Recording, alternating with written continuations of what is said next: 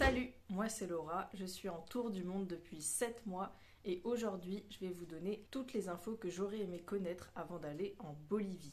Mon itinéraire, mon budget, mes visites, coup de cœur, vous allez tout savoir pour organiser votre voyage en Bolivie. Alors déjà, quelle est la meilleure période pour aller en Bolivie ? En gros, d'avril à octobre, c'est l'hiver austral, donc c'est la saison sèche. Et après, de novembre à mars, c'est la saison des pluies.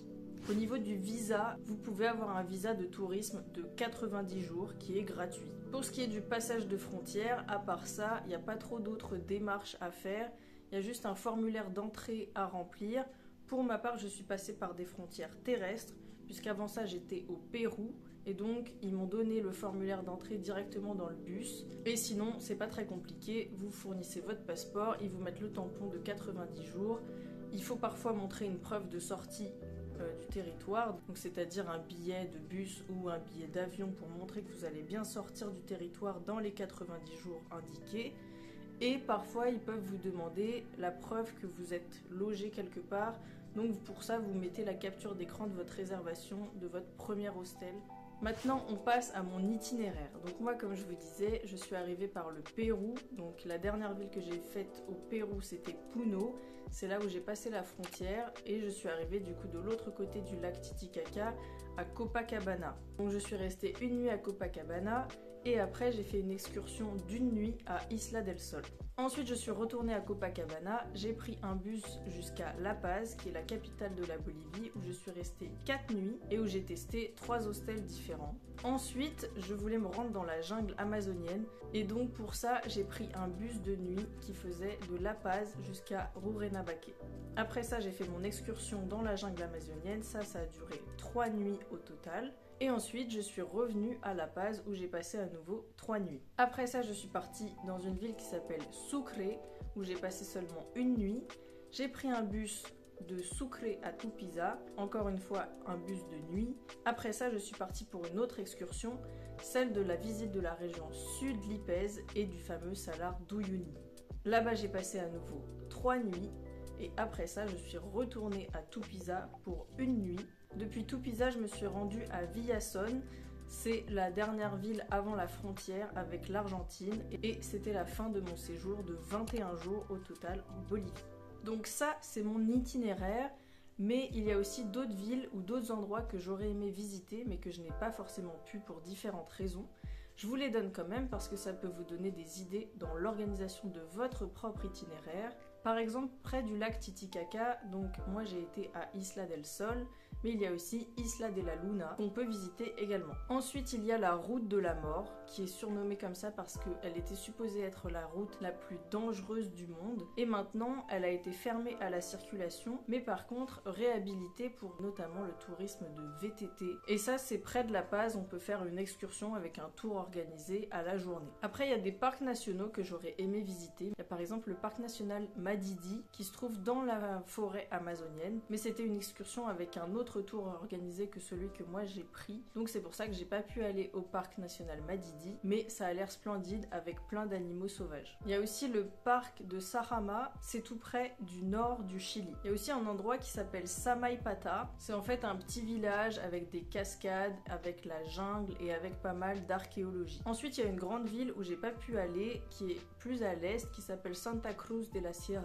Et d'autant plus que vous pouvez parfois arriver par cette ville au lieu d'arriver à La Paz, puisqu'il y a un aéroport international à Santa Cruz. Moi, j'ai pas pu y aller parce qu'il y avait des grosses manifestations et des protestations sociales. La ville entière était bloquée, donc j'ai préféré ne pas y aller. Après ça, il y a aussi le parc national de Toro Toro. Là-bas, c'est très réputé pour la paléontologie, parce qu'en fait, il y a des empreintes de dinosaures qui sont encore visibles. Après ça, il y a une ville qui s'appelle Potosi, qui est en fait une ville de mineurs qui du coup travaillent dans les mines et qui viennent ici pour extraire les pierres précieuses. Moi, j'ai pas voulu y aller pour une raison éthique cette fois, parce que je trouvais ça un peu dérangeant d'aller voir en fait des personnes sur leur lieu de travail, d'autant plus que c'est des personnes qui ont des conditions de travail justement assez difficiles, et du coup de payer pour aller les voir extraire des minéraux, je sais pas, moi ça correspondait pas trop au type de tourisme que j'ai envie de faire, mais je comprends tout à fait qu'on puisse avoir envie d'y aller pour justement s'informer s'informer sur le sujet, comprendre de nouvelles choses. Donc voilà, il n'y a pas de mal à ça, mais c'est juste que moi, c'était mon choix personnel de ne pas y aller.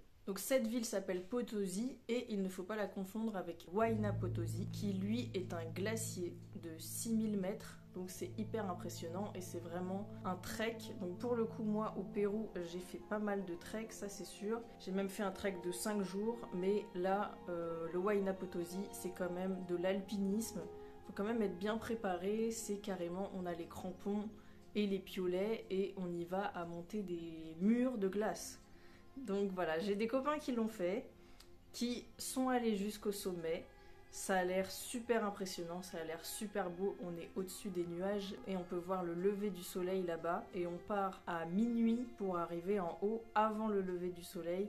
Donc on marche de nuit et il y a des crevasses dans la glace. Voilà, c'est vraiment une expédition à part et je pense qu'on en ressort vraiment grandi, ça a l'air incroyable. Mais pour ma part, après 7 mois de voyage et au moins 5 treks au Pérou qui étaient quand même hard, je me sentais pas capable de faire ça pour le moment, mais peut-être un jour. Donc voilà pour l'itinéraire et aussi pour les autres endroits que vous pouvez épingler dans votre Google Maps. Alors parmi tout ça, quelles sont mes visites coup de cœur? Donc d'abord la vue incroyable à Isla del Sol avec le coucher du soleil. Magnifique. Ensuite la capitale, La Paz, donc moi j'ai vraiment bien aimé. Là-bas ce qu'on peut faire c'est voir le marché aux sorcières. Il y a notamment des bébés lamas et des fœtus de lamas qui sont exposés comme ça à la vue de tous. En fin de compte, on doit mettre un bébé lama sacrifié et qu'on donne à la Pachamama, qui est donc la terre-mère. Et ça, c'est en guise de protection et de chance. Donc il y a ce marché aux sorcières avec pas mal de street art et d'artisanat local à acheter. Donc ça, c'est assez cool à faire et on peut même faire une visite guidée. Donc voilà, c'est les tours organisés gratuits où on donne juste un pourboire à la fin au guide. Et ça, c'est très intéressant. Ensuite, à La Paz, j'ai beaucoup aimé aussi le téléphérique. Donc chaque ligne a sa couleur. Et du coup, vous pouvez aller un peu partout dans les hauteurs de la ville. Et vous pouvez notamment survoler un immense cimetière où les tombes sont les unes sur les autres dans des sortes de cases.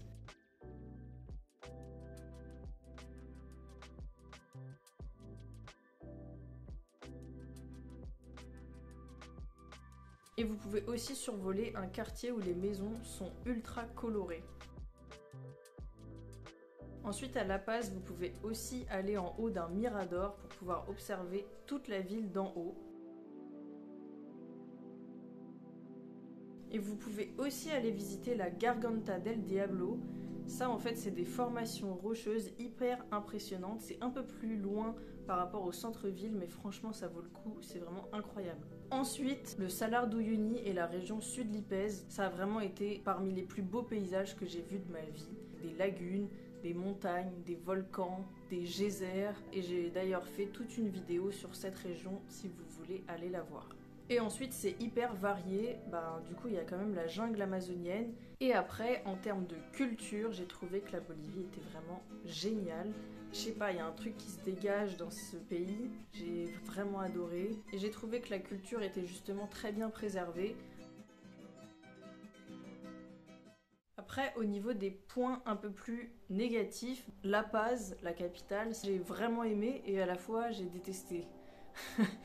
Donc en fait au tout début j'ai plutôt eu une impression négative parce que c'est très bruyant, c'est très surpeuplé et ouais j'ai trouvé que c'était assez difficile de respirer parce que il y a non seulement la pollution des voitures mais il y a en plus l'altitude qui vient se rajouter et ça c'est vrai que l'altitude c'est vraiment à prendre en compte parce que on n'est pas forcément habitué, ça fatigue énormément et voilà vous marchez dans la rue et vous montez juste une petite côte que vous êtes essoufflé comme jamais même si de base vous avez un bon cardio. Et après il y a tout ce qui est météo aussi puisqu'évidemment comme on est en altitude la météo peut être changeante et surtout il peut faire froid. Voilà, faut être prêt.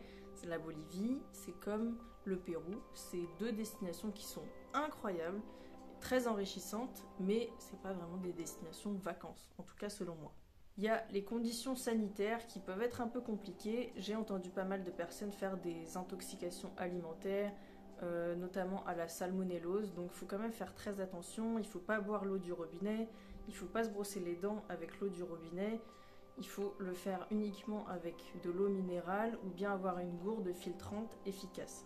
Ensuite, au niveau des toilettes, parfois il faut payer pour aller aux toilettes, mais ça garantit pas que ce soit plus propre.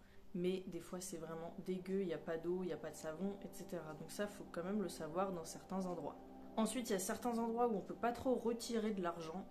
Donc ça, c'est aussi à savoir, puisque du coup, ça veut dire qu'il faut anticiper. Donc quand on est dans les grandes villes, notamment à La Paz, la capitale, si vous partez en expédition à Uyuni ou dans l'Amazonie, évidemment, il faut prévoir votre argent en amont. Et il y a un autre point aussi, c'est que le dimanche, dans certains villages ou dans certaines petites villes, c'est un peu mort.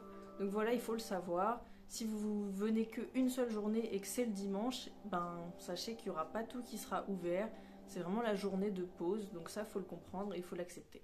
Après, au niveau de la nourriture, alors ça fait toujours débat. Moi, je suis personne pour juger la nourriture et la gastronomie de tout un pays. Mais pour ma part, après 7 mois de voyage et plusieurs pays visités, j'ai pas trouvé que la nourriture en Bolivie était incroyable. Donc il y a évidemment certaines spécialités, il y a du poivron farci, il y a du cochon d'Inde, un peu comme au Pérou, mais un peu moins. Ensuite il y a du riz avec du poulet, ou bien du riz avec de la truite, ça c'est plus près du lac Titicaca évidemment. Et après c'est de la viande frite, mais toujours avec du riz et quelques légumes. Mais voilà, ça s'arrête à peu près là, en tout cas de mon expérience, encore une fois, de seulement 3 semaines dans le pays.